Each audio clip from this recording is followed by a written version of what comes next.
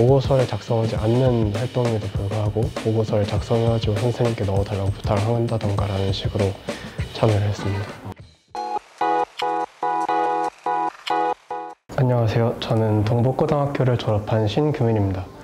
이번 입시에서 수시로 서울대 첨단융합학부, 연세대 지능형 반도체학과, 고려대 컴퓨터학과, 대구가톨릭대 약학부, 성균관대 전자전기공학부, 한양대 융합전자공학부에 합격하였으며 서울대학교 첨단융합학부에 2호 학번으로 입학할 예정입니다.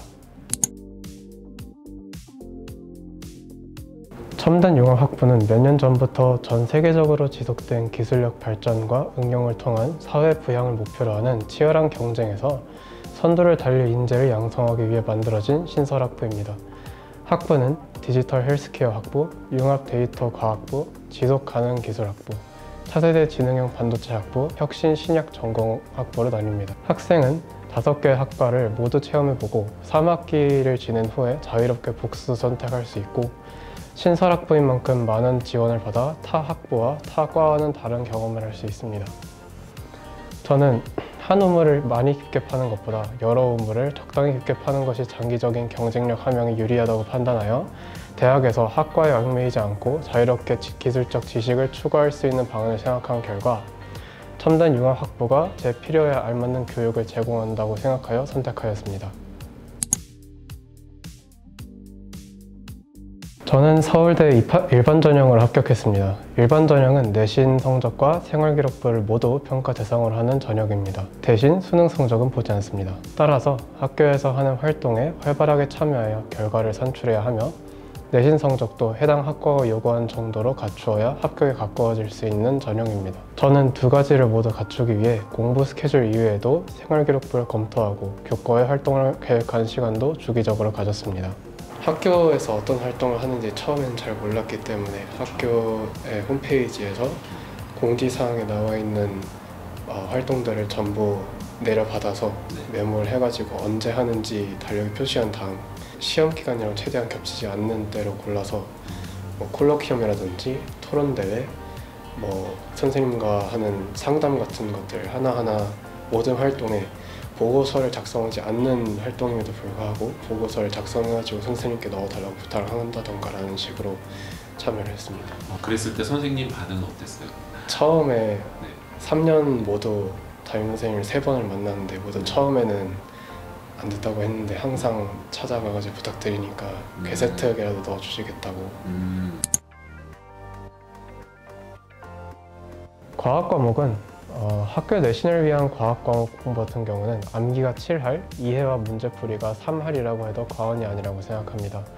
학교 선생님께서 덧붙이시는 부연 설명과 나눠주시는 학습지가 모두 머릿속에 있어야 시험을 볼 때 망설이거나 당황하지 않고 안정적으로 고득점을 받을 수 있다고 생각합니다.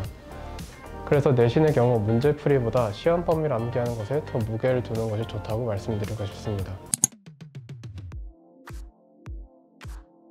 탐구 과목은 처음에 제가 선행을 잘 안 했었어가지고 어떻게 공부하는지, 학교 내신을 어떻게 공부하는지 잘 몰랐었어요. 그래서 처음에 알과형을 다니게 됐는데 그때 이제 알과형에서 제공해준 개념 문제, 숙제, 그리고 올 때마다 보는 시험 그런 거에서 공부할 때 내신은 이렇게 공부하면 되는구나, 암기가 주가 되어야 되는구나, 그리고 문제풀이를 통해서 암기한 개념 확인하는 거, 그렇게 가는 게 내신을 공부하는 방법이구나 라는 걸 알게 됐고, 그리고 선생님들께서 판서를 하실 때 되게 체계적으로 해주셨거든요. 그래서 노트 정리하는 법도 그때 많이 배웠던 것 같습니다. 처음에 뵀던 선생님 가장 기억에 남았습니다.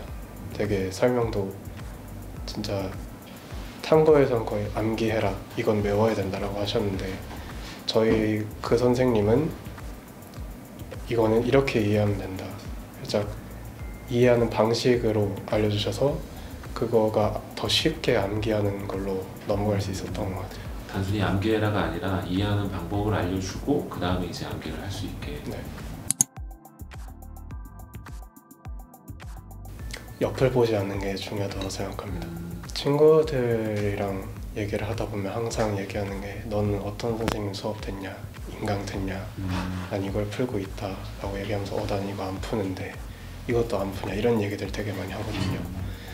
그런데 저는 그게 저한테 되게 안 좋은 영향을 끼쳤던 것 같아요. 그래서 3학년 초반에는 남들이랑 비교를 하느라 제가 부족했던 거에 많이 신경을 못 써가지고 그래서 모의고사 성적도 되게 떨어졌었던 것 같고, 그래서 그걸 알게 되고 이제 남들을 쳐다보지 않고 거의 학교에서도 말을 안 하고 책상에만 앉아서 내가 부족한 거에 집중해서 그거를 파다 보니까 짧은 시간 동안에도 얻을 수 있는 게 있고 실력이 오를 수가 있더라고요. 그래서 내가 부족한 거에만 신경 쓰고 남들이 뭘 잘하는지 신경 안 쓰면 상대평가라고 해도 자기 자신과의 싸움에서 이기면은 실력은 나아지고 성적은 오르는 것 같습니다.